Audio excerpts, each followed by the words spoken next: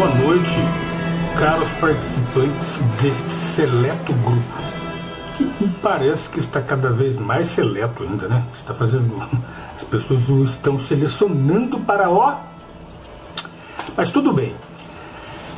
Nós vamos continuar falando aqui sobre Shakespeare, William Shakespeare, e vamos apresentar mais evidências de que ele não poderia de maneira nenhuma ser o escritor da obra que lhe é atribuída. A saber,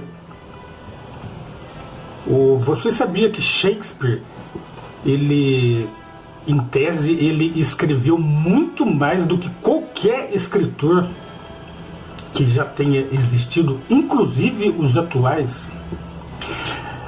Mas como isto seria possível? Os escritores atuais, eles dispõem de computadores e de muito mais rapidez e passam a vida toda, às vezes de mais de 70 anos, escrevendo.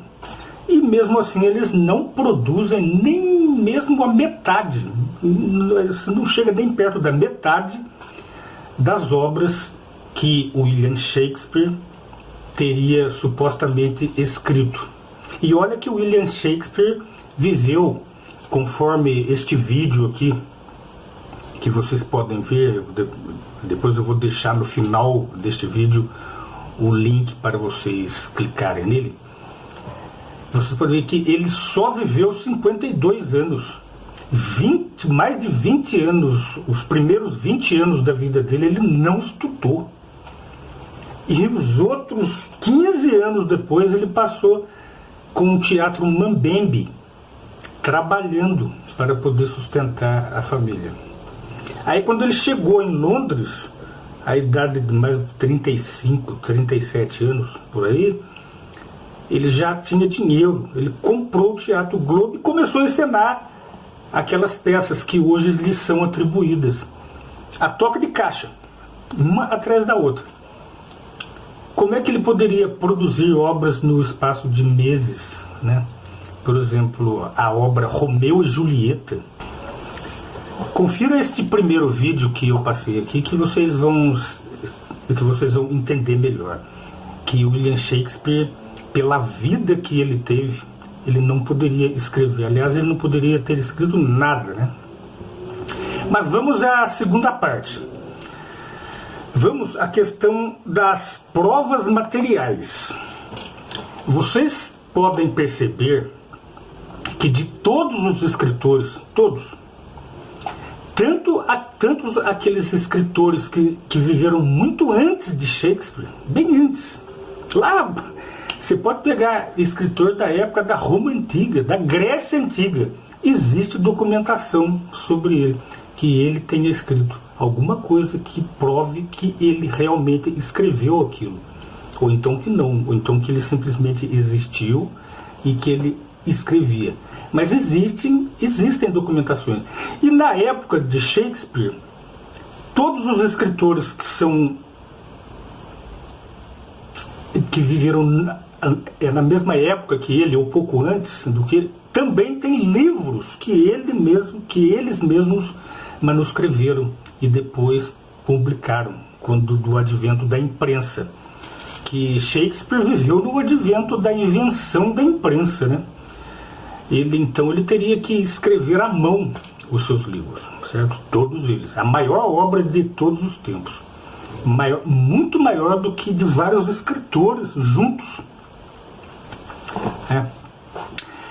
E depois de escritores, depois dele também tem provas materiais. Aí que tem mais provas materiais ainda, por causa da imprensa, né? Inventada por Gutenberg, na Alemanha. Mas e de Shakespeare? Tem alguma prova de que ele tenha escrito alguma coisa? É o que nós vamos ver neste vídeo. A questão das provas materiais. É desconexo que de quaisquer outros escritores anteriores e posteriores a Shakespeare, a farta documentação por eles escrita, enquanto que a do maior escritor de todos os tempos, produtor da maior obra literária de todos os tempos, não há nenhum livro. E não há nenhum livro tanto na própria casa que ele deixou, quanto nas outras que ele adquiriu. Não tem nada. Na verdade, não há nem sequer uma única folha escrita pelo próprio Shakespeare em lugar nenhum. E olha que já procuraram, viu? Esta folha, uma folha sequer que ele tenha escrito e que seja comprovado que foi ele mesmo que escreveu, esta folha seria muito valiosa, porque seria uma prova que os defensores de Shakespeare iriam usar para dizer, tá vendo? Ele escreveu essa folhinha aqui, isso quer dizer que aquela obra toda ele escreveu. Daquela obra toda só sobrou essa folhinha, enquanto que a dos outros escritores não sobrou, sobrou tudo, né? A de Shakespeare não sobrou nada, certo? Da obra maior não se sobra nada, da obra menor se sobra tudo. Tem lógica isso. Caso houvesse livros ou manuscritos, teriam sido deixados, mesmo que informalmente, para Susana, a filha mais velha dele, que também era analfabeta. Neste caso, com certeza, estes livros teriam sido distribuídos entre os descendentes dela, que alguns ainda perduraram assim, durante muito tempo. Né? Mas não há menção de que haja qualquer coisa escrita por Shakespeare com qualquer pessoa de sua família posterior. Mesmo muito depois da sua morte. E foram feitas buscas minuciosas, tais como as buscas feitas por fósseis. Né? A teoria da evolução, quando ela foi criada, ela esperava que se encontrasse fósseis para provar o que ela estava teorizando. Não foi encontrado nada. Certo? Assim como não foi encontrado nada de fósseis de homens macacos, que homens macacos, conforme nós vamos ver aqui em qualquer outra live, só existe na imaginação das pessoas e nos desenhos dos artistas. Não existem fósseis nenhum de homens macacos. Também não há nenhuma folha escrita por Shakespeare. Não há nenhuma linha sequer, nenhuma linha, um parábola. Se você colocar duas palavras juntas, três palavrinhas juntas, uma, duas, três, não tem. Shakespeare não existe. Leve em conta que qualquer folha escrita por Shakespeare teria sido, desde há muito tempo, considerada valiosa raridade. O dono de qualquer escrito de Shakespeare, mesmo que fosse uma única linha, se tornaria milionário. Entretanto, ninguém apresentou uma única sequer para receber qualquer dinheiro. E olha que foi oferecido muito, viu? O governo inglês, ele propôs, né, que se alguém provasse que Shakespeare escreveu alguma coisa, ele ganharia muito dinheiro. Mas ninguém conseguiu. E olha que se tentou, hein? Mas foi feita muita fraude também, né? Mas e os manuscritos das peças que são encenadas até hoje? Argumentam alguns defensores dele. Eles representam um problema ainda maior na falta de provas. Não se sabe de nenhum original que tenha sido preservado até hoje. Só existem cópias. Né? 7 anos após a morte de Shakespeare, 36 de suas peças teatrais foram publicadas na edição em folho de 1623. Mas ninguém dos descendentes de Shakespeare reclamou dos direitos autorais. Dá para você imaginar isso?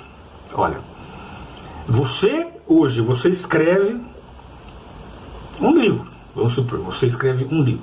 Tá, aí você vai lá vamos supor, você tem um teatro, você quer que artistas encenem aquela peça que você escreveu. Aí, anos depois, outra pessoa escreve, copia aquilo de você e publica no nome dele. E você não tem nada a ver com isso. Você reclamaria dos seus direitos ou se caso você tivesse morto, algum descendente seu iria reclamar. É o que acontece hoje em dia com as pessoas. Elas reclamam dos direitos autorais. E plágio é crime. Mas no caso de Shakespeare, não. Isso não aconteceu. Ninguém reclamou. Pior ainda em vida, Shakespeare viu várias edições piratas, ou mesmo cópias exatas das obras sendo encenadas e vendidas fora do seu Teatro Globo. Pessoas estavam ganhando dinheiro com as obras shakespearianas, mas o próprio Shakespeare nunca se preocupou com elas. Outros escritores se preocupavam, eles não podiam ser copiados, mesmo escritores de antes de Shakespeare. Se alguém copiasse qualquer linha de uma de suas obras, ele ia lá e processava e ganhava, e a pessoa ia presa.